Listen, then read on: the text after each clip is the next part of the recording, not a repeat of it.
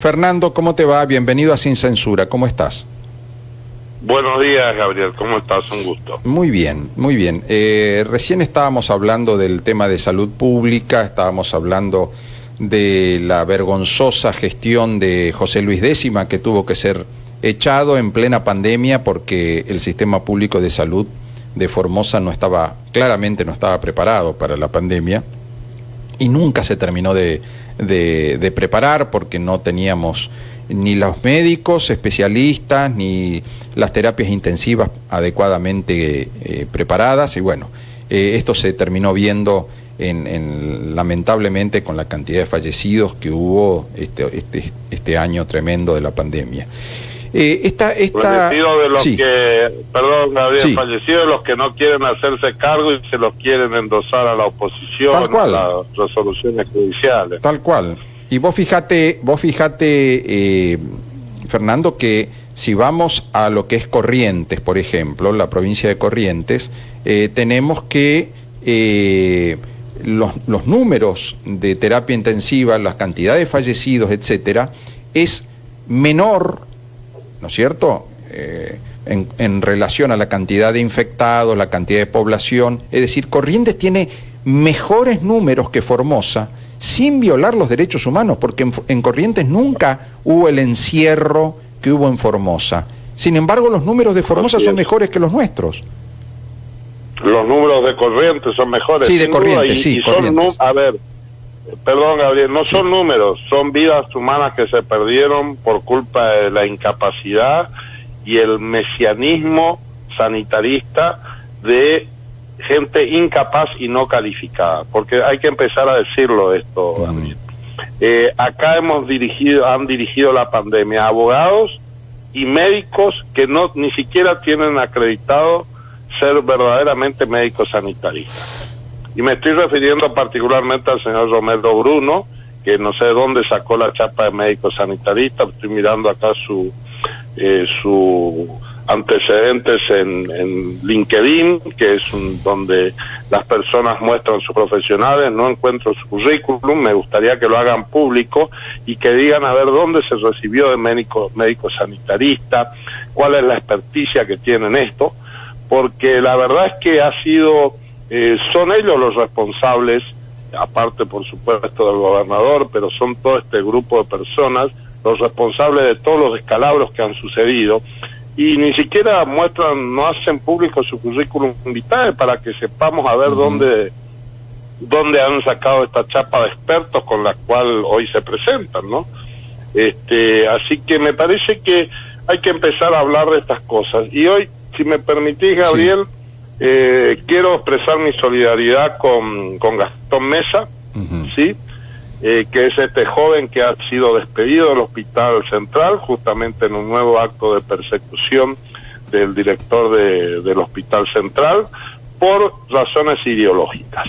Un nuevo acto de discriminación, así que solidaridad total con Gastón Mesa.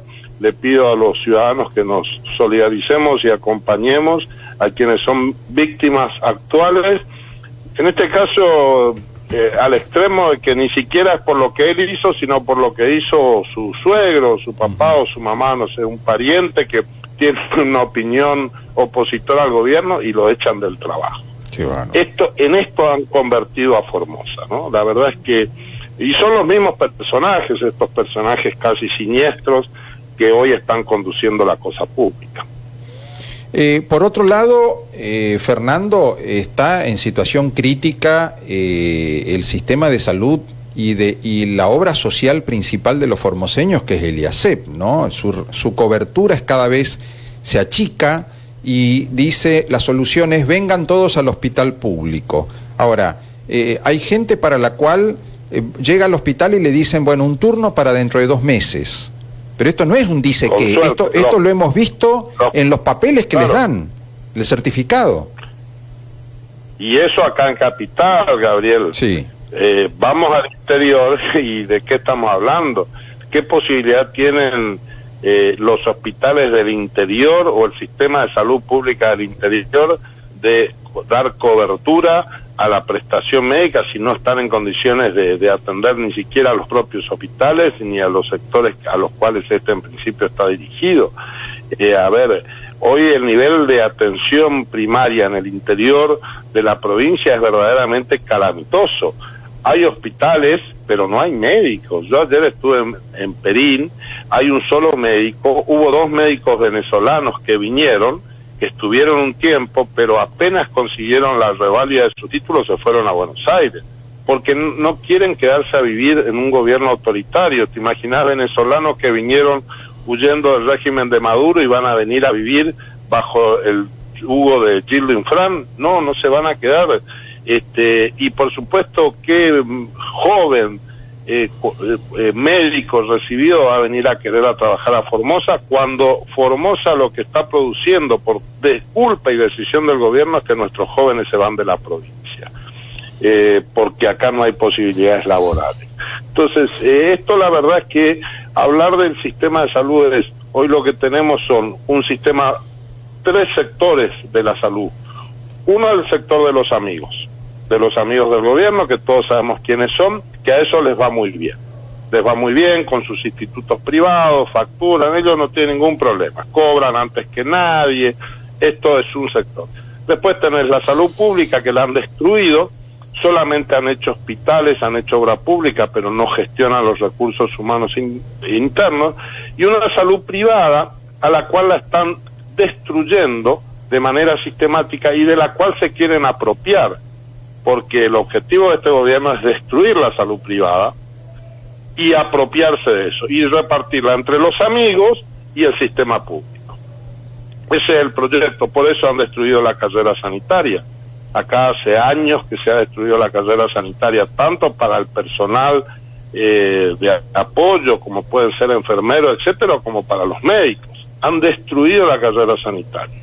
Así que, bueno, la verdad es que es parte de lo que vamos a tener que hacer y ponernos a discutir los formoseños en el futuro, es cómo vamos a reconstituir nuestro sistema de salud. De nuestra parte, por supuesto que creemos en un sistema de salud público, sólido, consolidado, bien pagado y bien capacitado, que actúe de manera integrada y coordinada con un sector privado, que por supuesto también tiene que existir y que tiene que tener el apoyo y el estímulo para poder invertir en medicina de buena calidad.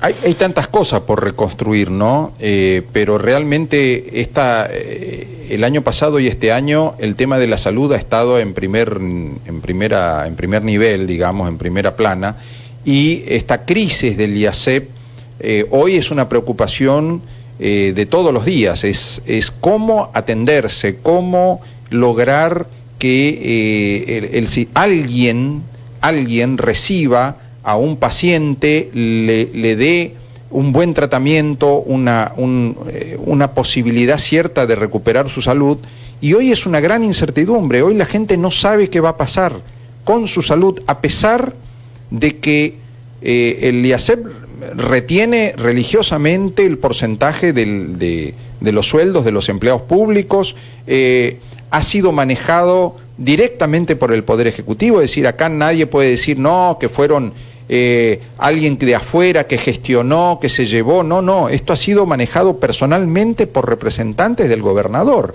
Desde hace 25 años que el IASEP está manejado por administradores designados por Gildo Infran. Así es, que está intervenido, ¿para qué? Para impedir ser controlados por los empleados. El objetivo de las intervenciones es manejar ellos la plata y que nadie los controle, como han hecho y como hacen en todos los ámbitos de la vida pública.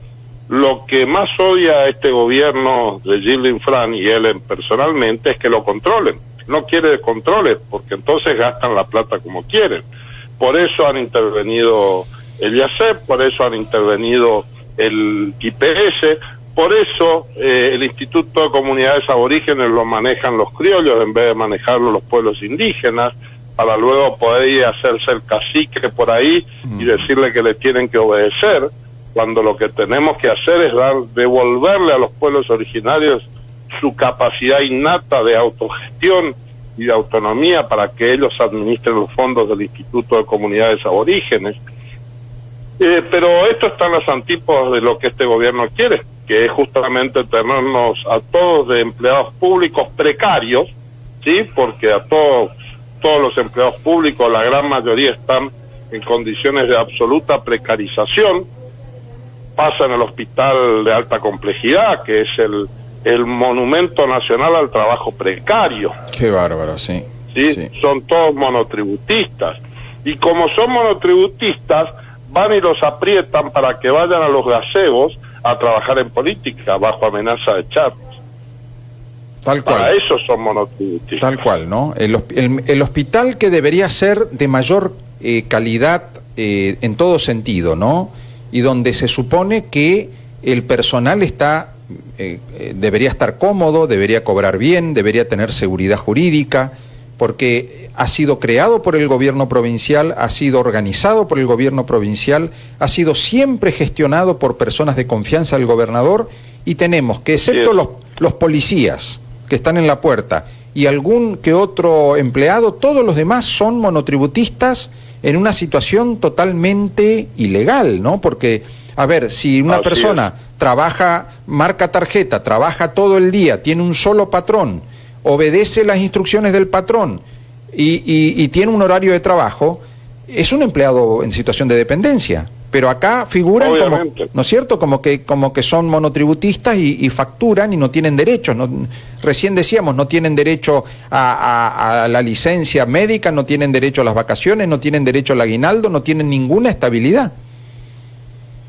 Así es, y esto también hay que denunciar la complicidad del gobierno nacional, porque el Ministerio de Trabajo de la Nación, vos sabés que si vos tenés un monotributista en cualquier empresa privada, te caen con todo el peso de la ley, te hacen multa y todo, pero si en el hospital de alta complejidad no van nunca, ¿no? Y esto demuestra porque, bueno, lo cierto es que el gobierno nacional de Alberto Fernández y Gildo Fran son exactamente lo mismo, son el mismo modelo, por eso se protegen entre ellos. Y por eso también utilizan las mismas metodologías en todo y en cada uno de los ámbitos. Estamos viendo, Fernando, a nivel nacional, una gran preocupación del gobierno de Alberto Fernández, de Cristina Fernández de Kirchner y de los máximos referentes del Frente de Todos. Hay una gran preocupación de que el próximo domingo va a haber un gran voto castigo a nivel nacional y que el gobierno va a ser derrotado en las urnas, como lo fue en la PASO. Y hay muchísima indignación y la gente está saliendo a la calle a reclamar, ¿no? Por ejemplo, lo hemos visto en lo que ocurrió en el conurbano, la muerte del kiosquero, la gente salió a la calle, al final terminaron siendo reprimidos con gases lacrimógenos, como ocurrió en Formosa, ¿no? Es decir, un gobierno que se dice justicialista, que nunca iban a reprimir, que iban a defender los derechos humanos, terminan siendo ellos represores. ¿Qué pensamiento tenés vos respecto de esto? Que no me extraña en absoluto, porque ellos la bandera de los derechos humanos solo la utilizaron en el momento en que les convino y mientras les convino, y luego las arriaron con total desparpajo, como hicieron acá en Formosa, donde vino el secretario de Derechos Humanos y cumplió un rol vergonzante. Así que no, a mí esto no me extraña en absoluto. En realidad sí me preocupa la situación del país el día después, porque si creo que hay que definir a este gobierno nacional en una palabra, creo que la palabra es imprevisible. Un gobierno en el cual hay un presidente cuya palabra presidencial ha perdido todo sustento porque se desdice de manera permanente, no puede sostener 10 minutos la misma postura, y porque en definitiva estamos con un gobierno vicepresidencialista, porque quien ejerce el poder real es la vicepresidenta, y entonces esto es una bomba de tiempo que uno no sabe hacia dónde va a salir disparada. Por lo cual yo tengo mucha preocupación y tengo también la convicción de que la oposición va a tener que estar cumpliendo un rol muy firme en defensa de las instituciones y de la Constitución, porque van a estar en riesgo por la imprevisibilidad que tiene este gobierno y su incapacidad para gobernar y para gestionar los conflictos sociales. Es decir, que el Congreso de la Nación va a ser fundamental y la propuesta que tiene el ciudadano formoseño que va a poder elegir el próximo domingo es o mandarlo a Ramiro Fernández Patri para que refuerce, digamos, a Cristina, a la gente de Cristina Kirchner, o que vote tu boleta donde va a ir gente que está claramente decidida a un cambio de rumbo. ¿Argentina necesita ese cambio de rumbo, Fernando? Es decir, ¿va a ser posible ese cambio de rumbo? Sin ninguna duda que va a ser posible, va a ser imprescindible, pero lo clave acá, Gabriela, a mi juicio, es que hay que preservar las instituciones y la Constitución, ¿eh? Este es el desafío que tenemos, porque el peronismo, este peronismo no sabe perder, tiene mucha dificultad para gestionar sus conflictos internos, y esto es lo que está pasando en el gobierno, y son una bolsa de gatos que se están peleando entre ellos, y no les importa lo que le está pasando a la sociedad. Lo que el reclamo social de estos días, la gente reclamando en la calle, tiene que ver con que ellos están tan enfrascados en su lucha por el poder, para ver si manda a Cristina, si Alberto recupera, si lo ponen a Mansura, toda esta que no cambia en nada la realidad de los ciudadanos, causa un enorme riesgo a la vigencia de las instituciones. Por eso es que es clave de que la oposición, que es la única que puede poner una cuota de mesura y razonabilidad en el proceso, estemos sólidos y fortalecidos. Del candidato del gobierno no podemos decir nada de Ramiro Fernández Patri porque no sabemos dónde está, ha desaparecido el escenario. Acá está claro que la disputa electoral es entre Juntos por Formosa Libre y Gildo Infran, que ha salido a ponerse al frente de la campaña y que va a ser el gran derrotado del domingo, porque ahora no le va a poder echar la culpa al Consejo del COVID, ni a González, ni a nadie. El domingo el que va a perder las elecciones es Gildo Infran. Por otro lado, Fernando, hoy yo creo que es dramática la situación de la gente cuando va al supermercado, cuando va a hacer las compras de alimentos y de los bienes más fundamentales de la canasta familiar, y la gente está en una situación de angustia porque la plata no alcanza y la inflación está galopando, y de pronto comparar lo que gana un jubilado con lo que gana, con lo que le dan todos los meses a Cristina Fernández de Kirchner, es como una cachetada, ¿no? Es como, a ver, la vicepresidenta va a cobrar 100 veces lo que gana un jubilado común y corriente. Y hablan de solidaridad social y de justicia social.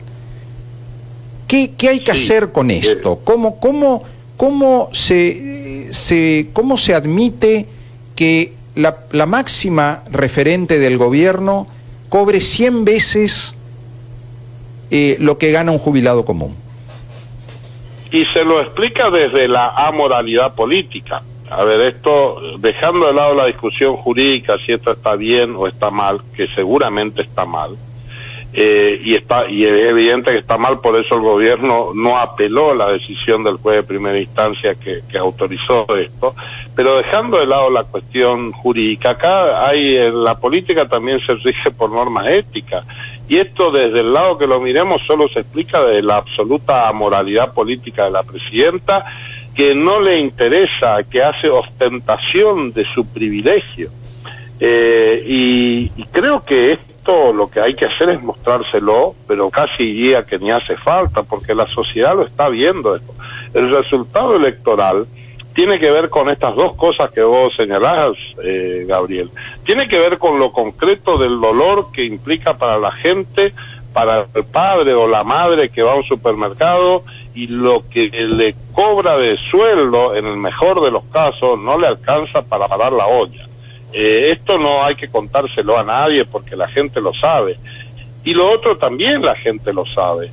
La gente también sabe de que mientras nosotros estábamos haciendo el esfuerzo de quedarnos en nuestra casa para cuidarnos del virus, el presidente estaba festejando el cumpleaños con sus amigotes, y que cuando lo descubrió la señora. Entonces, esto la verdad es que creo que es lo que explica el resultado electoral que tuvo y que va a tener tanto el gobierno nacional como el gobierno provincial, que son exactamente lo mismo. Puede haber matices, que los matices en general son en perjuicio del gobierno provincial, porque como tiene 25 años, tiene los mismos vicios, pero consolidados y multiplicados por 25 años de gobierno. Pero con los mismos niveles, sobre todo, de insensibilidad y de falta de empatía respecto a la situación en que se encuentran los ciudadanos. Yo digo en mis discursos que este es un gobierno que está ciego y sordo, que no ve y no escucha lo que está pasando en la sociedad. Realmente no lo ven y no los escuchan. No, ellos no saben, ellos viven en un mundo surrealista. En las PASO creo que tuvieron un primer contacto con la realidad, y creo que el contacto definitivo se va a dar en estas elecciones generales, cuando pierdan, y ahí se van a dar cuenta lo lejos que están de los ciudadanos de a pie. Por otro lado, nosotros escuchamos al gobernador Infran hacer todo un discurso formoseñista, digamos, y criticar a lo que son los porteños, los de Buenos Aires, el gobierno central o determinados privilegios del centralismo porteño, como dice él. Ahora, por otro lado, los formoseños con nuestros impuestos estamos bancando lo que son los subsidios energéticos, es decir, que uno tiene por el mismo consumo en el conurbano de Buenos Aires, se paga mucho menos que en Formosa. Es decir, acá uno de los dolores de cabeza, creo que en este momento hay 3 dolores de cabeza para las familias formoseñas, ¿no? El tema de la salud, que es que no podés conseguir turno, que no sabés si te van a cubrir, si el IASEP te va a cubrir, si el hospital te va a atender. Por otro lado, llegar a fin de mes, ir al supermercado a comprar alimentos o cualquier cosa elemental que sale un ojo de la cara. Y por otro lado, la boleta de Repsa. Cada vez que llega la boleta de Repsa a los hogares de Formosa es un dolor de cabeza. La gente tiene que tomar la decisión qué dejar de pagar, qué no pagar para poder pagar la luz.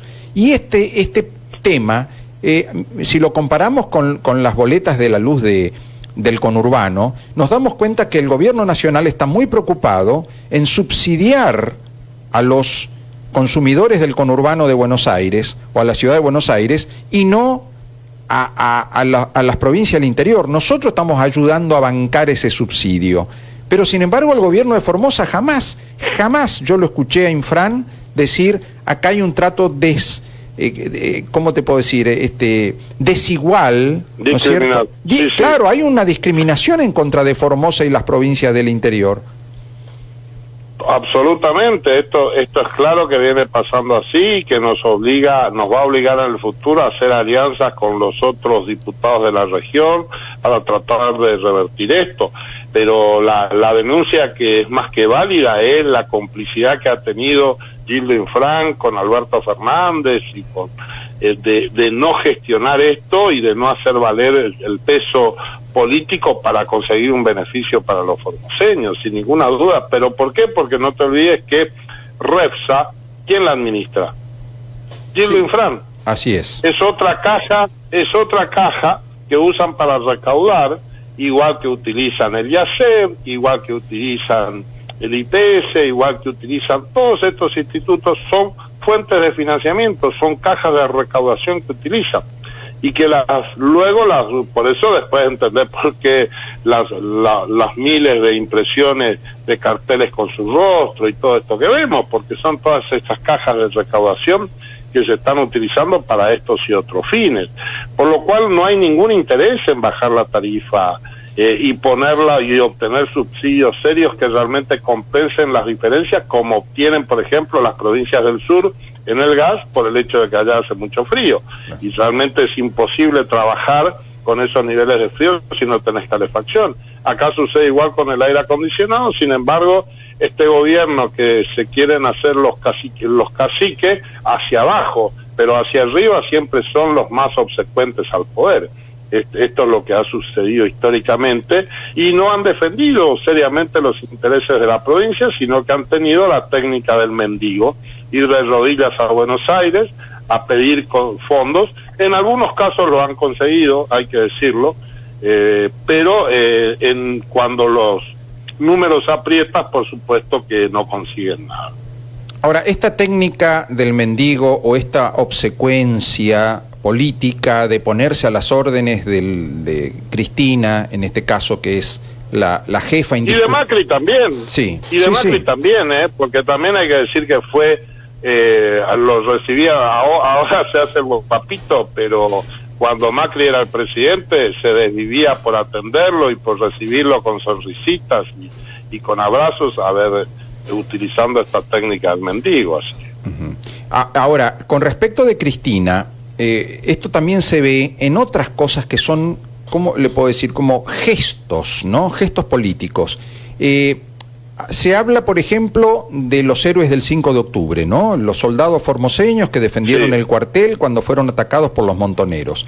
Pero como Infran sabe que Cristina está rodeada de gente que proviene de una u otra forma de aquellas organizaciones montoneras o de la guerrilla peronista, Gildo no quiere que sus diputados y senadores voten por el otorgamiento de los beneficios económicos que tienen derecho las familias de los soldados muertos. ¿Está de acuerdo Gildo en que cobren los montoneros y que no cobren las familias de los soldaditos?